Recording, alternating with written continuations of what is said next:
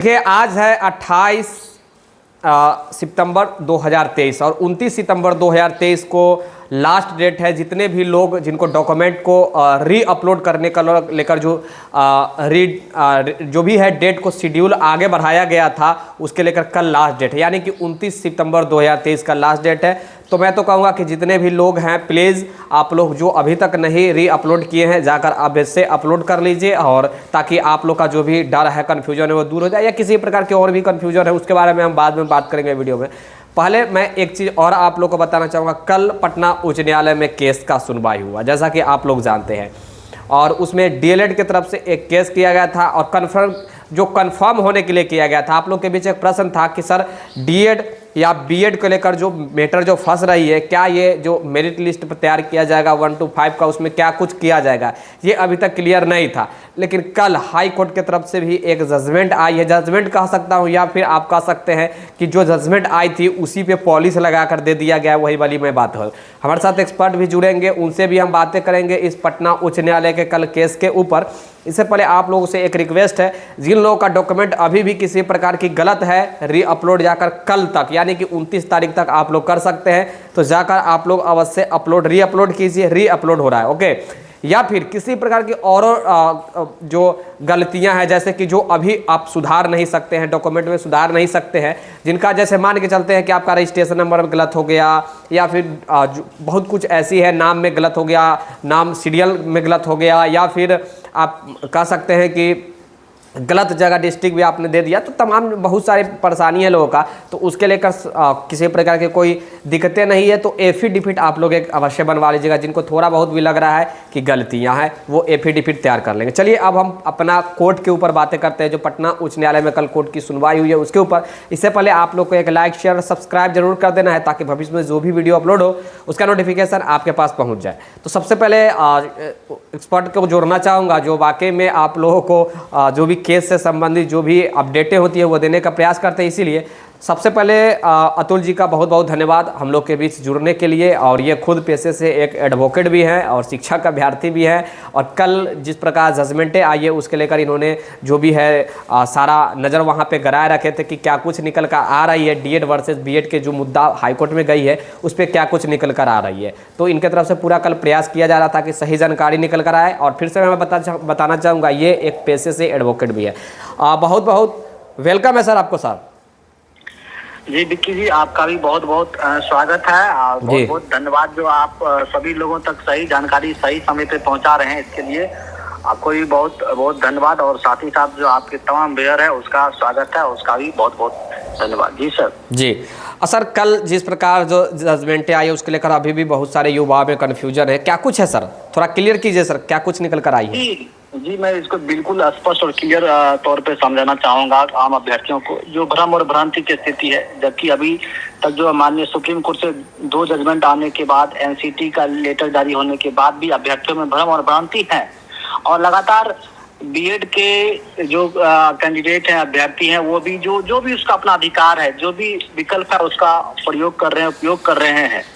लेकिन जो कल जो सुनवाई हुई है, जिसका जो है सुनवाई खुद चीफ जस्टिस महोदय जो 22 तारीख को किए थे, ऑरली ऑर्डर आया था, तो इस संबंध में मैं बताना चाहूंगा कि ये सिविल रीट क्षेत्राधिकार का मामला था। ये सिविल रीट क्षेत्राधिकार का मामला था, और केस संख्या मैं बता दूं कि 9256, केस संख्या 9256 था। और ये डीएलएड संघ नहीं, ये जो है सीईटी शिक्षक संघ के द्वारा किया गया था इस केस को। तो इसमें जो था टीटी संघ और जो पार्टी बनाया गया था, इसको बिहार राज्य को प्रतिवादी बनाया गया था। और इसमें है सिविल रिट केस संख्या जो है 8158/2023। याचिकाकर्ता के तरफ से जो श्री अरविंद कुमार सिंह अधिवक्ता रहे हैं, और साथ ही साथ सरकार को पीके साई जी थे इसमें। अब जो है इसमें एक जो है सर 22 तारीख को जो सुनवाई करते हुए कोर्ट ने एक ऑरली ऑर्डर दिया था। उसमें याचिकाकर्ता द्वारा इस बात को रखा गया था कि महोदय 11/8 और 28/8 का जजमेंट और छत्तीसगढ़ वाले के मामले को देख करके काफी विरोधाभास दिख रहा है, और इसको तरह तरह के जो है बातों से लोगों को प्रभावित करके बीएड साथी जो है गए हैं, कोर्ट गए हैं, बहुत सारे चीज को लेकर के क्लियर मतलब कुछ नहीं है, ऐसा भ्रम भ्रांति है। तो इस पे सुनवाई करते हुए माननीय चीफ जस्टिस महोदय खुद इसको देख रहे थे। तो उन्होंने कहा कि भले ही आपको लगता हो विरोधाभास है, लेकिन जो केस का, तीनों केस का जो स्क्रिप्ट है, तीनों केस का स्क्रिप्ट जो है सेम है।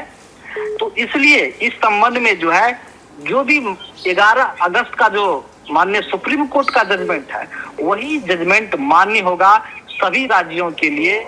और क्योंकि आप जजमेंट का कॉपी मैं आपको भेजा हूँ, वहाँ देखिएगा स्पष्ट वहाँ लिखा गया है कि जो गजट को पेश किया गया है और किस आधार पर गजट को पेश किया गया है, इसके लिए तो 166 पेज का पास जजमेंट होगा भी। लेकिन जो 22 अगस्त को ऑरली ऑर्डर आया था, उसका जो है उसका डिटेल में आया है, उसमें डिटेल में यही कहा गया है कि जो 11/8 को जजमेंट आया था, वही जजमेंट मान्य होगा। हर एक सरकार को, आयोग को उसी जजमेंट को मानना चाहिए, उसी के ऊपर काम करना चाहिए, उसको इम्प्लीमेंट करना चाहिए। तो अब एक बात नई इसमें जो निकल के आ रही है, उसमें बात ये है कि इसको लेकर के जो है बिहार सरकार जो है गई है, माननीय सुप्रीम कोर्ट गई है। तो सुप्रीम कोर्ट में एक एसएलपी का बात कही जा रही है कि एसएलपी दायर किया गया है बीएड वाले की तरफ से। जी नहीं, ये क्योंकि बीएड वाले इसमें नहीं थे, बिहार सरकार को इसमें प्रतिवादी बनाया गया था। तो बिहार सरकार एसएलपी लेकर के सुप्रीम कोर्ट गई है चैलेंज करने के लिए। अब क्या कुछ है उसका कॉपी निकलने के बाद, क्या कुछ उसने बिहार सरकार अपनी बातों को रखा है, कॉपी जैसे ही निकलता उसको फिर अपने बातों से अवगत कराऊंगा क्या कुछ एसएलपी में बिहार सरकार दायर की है।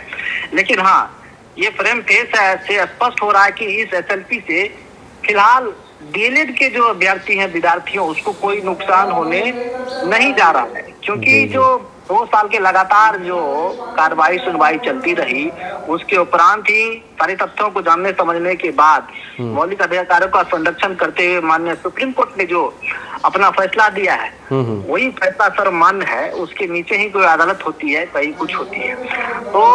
तो यही जो भी जानकारी थी, यही जानकारी थी कि 22 तारीख को ऑरली ऑर्डर आया था, रिटेन में आया है। बीएड को जो प्राइमरी में जो नहीं भर्ती प्रक्रिया में शामिल करना, जो अंतिम आदेश था सुप्रीम कोर्ट को, उसको भी माननीय पटना हाई कोर्ट के चीफ जस्टिस ने भी बरकरार रखा है। ओके जी। अच्छा, अब बीएड वाले के भी तरफ से सुप्रीम कोर्ट में ऐसी जानकारी मिली थी कुछ दिन पहले कि फिर से जो ये याचिका दायर किया गया था क्या? जी, बीएड वाले के तरफ से भी याचिकाएं दायर की गई थी। लेकिन मैं बता दूं कि बीएड वाले, क्योंकि बहुत सारे लूप होल्स, बहुत सारे जो तथ्य हैं, जो सुप्रीम कोर्ट के भी ऑर्डर के संदर्भ में बहुत सारी चीजों को छुपा करके दायर किया गया था। और निश्चित तौर पे जब कोई चीज छुपाया जाता है तो निश्चित तौर पे जो एक अंदर से हड़बड़ाहट होती है, उस हड़बड़ाहट में कुल मिलाकर के 12 डॉक्यूमेंट उनने गलत डॉक्यूमेंट सबमिट कर दिया था, गलत तरीके से डॉक्यूमेंट दिया था, जिसको सुधार करने में अमूमन जो 10 दिन का टाइम लगेगा बीएड वालों को। क्योंकि गलत डॉक्यूमेंट डाला गया था, क्योंकि 400 पेज का उन्होंने ड्राफ्टिंग किया था केस का, उसमें बहुत सारे चीज को बीएड वालों की तरफ से, यही ना सुप्रीम कोर्ट में? जी 400 पेज का। ओके, तो क्या जो भी कल जजमेंट आई है उसके लेकर आपने तो क्लियरेंस चलिए कर ही दिया। आपका बहुत बहुत धन्यवाद है अतुल जी। जी आपका बहुत बहुत धन्यवाद। चलिए सर, देखिए ये जो बीएड वर्सेस डीएड का मुद्दा जब से आया है, ये काफ़ी कन्फ्यूजन चल रहा है। अभी भी बिहार सरकार गवर्नमेंट की तरफ से क्लियर नहीं किया गया। जैसा कि आपने सुना कि बिहार सरकार की तरफ से भी सुप्रीम कोर्ट में जो भी है अपील दायर किया गया है, लेकिन इसके ऊपर अभी किसी प्रकार की जानकारियाँ नहीं आई है। और एक चीज़ मैं बताना चाहूँगा, ये जो कल जो जजमेंटें निकल कर आई है, इसमें बीपीएससी और बिहार सरकार के भी तरफ से एडवोकेट के खड़ा किया गया था, लेकिन इस के बावजूद भी जो भी सुप्रीम कोर्ट का जजमेंट है, उस जजमेंट को बरकरार रखा गया हाई कोर्ट की तरफ से। विशेष जानकारी के लिए द टाइम्स ऑफ भारत के साथ आप लोग अवश्य जुड़ जाइएगा। जो भी जैसे जैसे जानकारियाँ निकल कर आएंगी आपके बीच में देने का प्रयास करूंगा। और तब तक के लिए जय हिंद, जय